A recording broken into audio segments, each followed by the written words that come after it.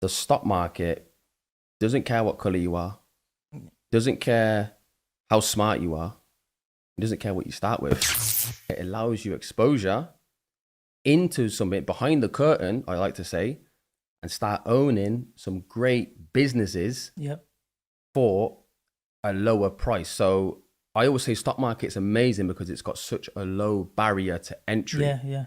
Meaning it costs cheaper to get into it, opposed to, you know, there's great things like real estate, things like that. And I'm not saying stocks is better than real estate, but what I'm saying is for the average everyday, more accessible. Yeah. That's the key word. And we as people, we need access. The average person doesn't always have as much disposable income to deploy. Yeah. And go, not everyone can just go buy a property and fix and flip, or even just get on the property ladder. Everybody can get into stocks. You can buy one share. You can 10 buy shares. Even better, you can buy fractional shares. Yeah. Something that is a piece of a share, and you can start with as little as £1. And instantly, why I love the stock market is because it allowed me to become an owner by just pressing the buy button. Yeah, that's amazing. Just buying one share or a fraction of a share, I owned part of that business, because that's what people need to understand with stocks is you're not owning these digital things up and down on a screen. You are actually owning pieces of great businesses. Yeah, nice. So that's why I love the stock market. Yeah, I like it. No, that makes sense. One of the reasons why I like the stock, so obviously I've asked questions because I really appreciate your opinion, and there are also things that, like when I was writing the questions, I was thinking, you know, what questions are important to me, if that makes sense, along my journey. Like one of the reasons why I like the stock market as well is because it's an infinite game. It like, pays you for a lifetime. Yeah, it's an infinite game. So like I like the fact that you can build positions in companies, and you can start off with very small positions. And as you grow as an individual, as that company grows, you can grow your position in the company as well. Yeah, people need to start understanding that over 70% of all we love and use and consume is investable. Yeah. Everything. Yeah. You know, Nike trainers, Spotify, Louis Vuitton. Yeah. You know, we got watches, G-Shock watches, like anything we're loving and using, Snap. Most people have got iPhones. Apple's on the stock market. We use Google every day. That's on the stock market. Yeah. How many Amazon packages are sitting in people's baskets as we speak? Yeah. Amazon's investable. So I'm not saying, and my whole mission isn't to say, stop buying the thing, be frugal. That's not my mission. I'm okay with people buying the things, but I want you to have more ownership than you have things. Yeah, I like it. No, I like it. And I feel that ultimately, if more people adopt that philosophy, you know, there is no negative to it, is there? No, it's a win-win. Yeah, it's a win-win. Because you're still having your cake and eat at that point. Yeah. You're still enjoying your nice things and your liabilities, I like to call them, because they're liabilities because they have no return on your equity, meaning I bought these trainers, they're not making me any money. It is a liability essentially, but I enjoy them. I like them. But LVH shares. On the other side, I've got the ownership of the stock in Louis Vuitton, which is LVMH. Yeah. So it feels better for me to be able to buy the nice thing, but in really I'm paying myself.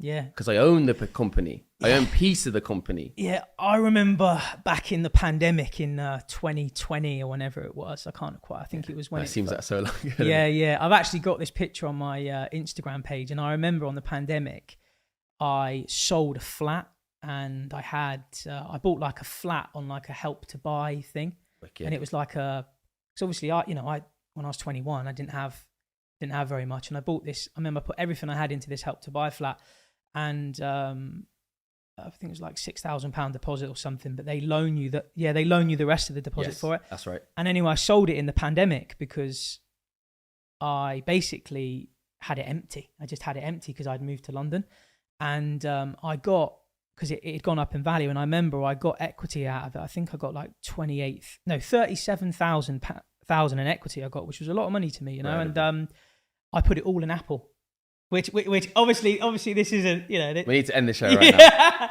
Yeah, obviously that's not financially the right thing to do. But it was when Apple was like temporarily really weak, and I put the whole 36 into Apple, and I remember it went to about 60k. And anyway, my point is, sorry, just to explain that's how I bought this. That's incredible. I bought this. I bought like all my Apple stuff. Yeah. I remember buying it from. So it just proved the point. We've come full circle with it, and I love that. And that's an amazing story, Because the highlight is Yeah. you used the equity and the ownership you had think I made like to buy the 20K. nice thing. Yeah. It did made sense for you. Yeah. But one thing I want to reverse engineer, I'm going to flip the script on you, is how did you, if there is a methodology to this, how did you come to put in all that capital into Apple? Because that's, you can consider that's a lot of money. Yeah. And people might be thinking, It was a lot of money. Yeah. would I do that? I probably wouldn't do that. Yeah. Well, So- the reason why I did it was because I was lucky enough that I'd already been in the markets for a little bit. So Okay. I'd already had experience in the markets. yeah. And I knew that when they were talking about the world was ending and da-da-da-da-da, I knew, thankfully, that in 2 years or 18 months, I mean, I bought and sold this in about 4 months or something because it went up. It really recovered a lot. It was like a V-shaped recovery. But I just remember thinking, it's going to come back. It's Apple after all. Boom. Yeah. But yeah, I'm just using that as a funny example because, you know, I remember I bought my missus an Apple phone. I got an Apple phone. I bought this. That's amazing. I bought some I love it. headsets. And I remember going, I remember thinking, yeah, this is, I've got this on the house, you know, from being an owner. So, but yeah, so there's basically an example of being a consumer, but also an owner.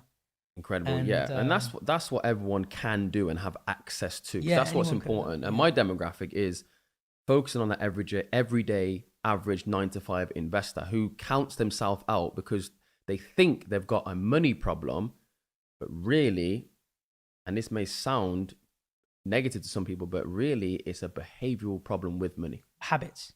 habits, where you're spending your money. My big thing is Been I there as focus well, on by the way. principles and values of the money, and this is what I had to switch because I was a consumer. I'm not shouting from the hilltop that I've always been perfect. Yeah.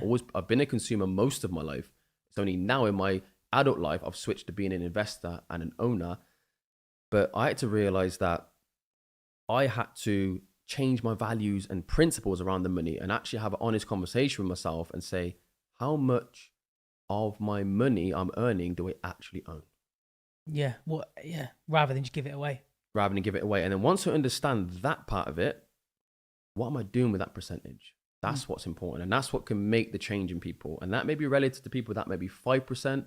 People might have 10% after everything's said and done and their bills are paid. Some people may think, I've worked that out and I've got 30%. What am I doing with that 30%? Yeah. That's what's important. And that's what will make the change. And that's the difference how you build wealth over the long term by developing them. Exactly. And yeah. It's a simple formula. Yeah. It And hasn't changed since the eons of time. It's been the same. Yes, the world's changed around us, but the framework stayed the same. yeah. But maybe as it's become more like advertising, pushing things down your face all the time, your throat down, pushing things down your throat all the time, it's maybe become more difficult to have anything left over because people earn more money and then your lifestyle just inflates. I agree. Inflates. Yeah, lifestyle creeping. Yeah. You know, yeah. and there's more distractions. There's more, you know, product to consumer is so much more accessible now. There's things popping up in front of your face before you think of them. Yeah, I get right? it, mate. So it is harder, granted, but then I combat that with there's more information now and there's more ways to deter that. And it just starts with having that clarity and understanding that what do I actually net and own and what am I doing with that? Because that's a conscious decision. No one's forcing you to buy the thing or too much of the thing or going out too much. You're making that conscious choice. And if you really want to make a change, you have to make an extreme change in your habits. Yeah, currently. I get it.